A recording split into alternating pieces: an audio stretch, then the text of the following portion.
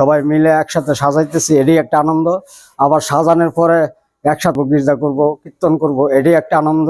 বড়দিন শুধু এটা আমাদের যারা খ্রিস্ট বিশ্বাসী তাদের জন্য নয়, যারা মুসলিম, হিন্দু সবাই যেন আমরা একত্রিত ভাবে আমরা উদযাপন করতে পারি।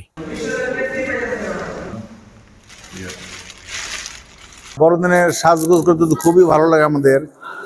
যিশু জন্ম উৎসব পালন করবো, ওই জন্য আমরা সবসময় ব্যস্ত থাকি যে বছরে একটা দিন আমরা পাবো।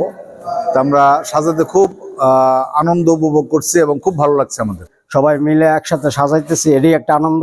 আবার সাজানোর পরে একসাথে গির্জা করব, কীর্তন করব, এটাই একটা আনন্দ। মানুষের বাড়িতে বাড়িতে যাব, এটাও একটা আনন্দ।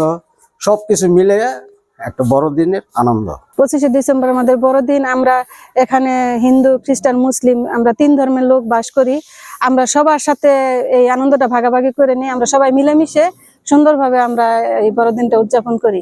1 বছর পূর্ব থেকে আমরা বড়দিন উদযাপন করার জন্য আমরা অপেক্ষা করি এবং এই বার্তা এইটাই বহন করে যেন আমরা পারস্পরিক ভ্রাতৃত্ব প্রেমের মধ্য দিয়ে আমরা যেন সবাই একত্রিত হয়ে আমরা এই উদযাপন করে সুন্দরভাবে পালন করতে পারি। এই বড়দিন কেন্দ্র শুধু এটা আমাদের যারা খ্রিস্ট বিশ্বাসী তাদের জন্য নয়, যারা মুসলিম, হিন্দু সবাই যেন আমরা একত্রিত ভাবে আমরা উদযাপন করতে পারি। পরিবার এবং সমাজের জন্য আমাদের বড়দিন এই বার্তা বহন করে আমরা যারা দূর দূরান্ত থাকি, যখন এই বড়দিন কেন্দ্র যখন আমাদের চলে আসে, তখন আমরা সবাই একত্রিত ভাবে জীবন যাপন করি এবং আমরা যে আমাদের মধ্যে যে হিংসা বিদ্বেষগুলো থাকে আমরা সেগুলো পরিত্যাগ করে, পরিহার করে, বিসর্জন করে দিয়ে আমরা আবার নতুন জীবন আমরা প্রদান করতে যাচ্ছি।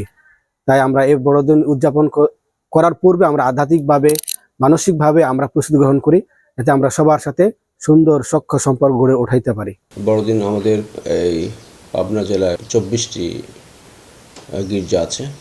ধর্মীয় কাজ সম্পাদনের লক্ষ্যে আমরা নির্দিষ্টভাবে নিরাপত্তা ব্যবস্থা গ্রহণ করেছি। জেলা পুলিশের ডিবি, ডিএসবি এবং সংশ্লিষ্ট থানা সম্পূর্ণভাবে আমরা এখানে ফলো আপ করতেছি এবং সিকিউরিটি এনশিওর করতেছি।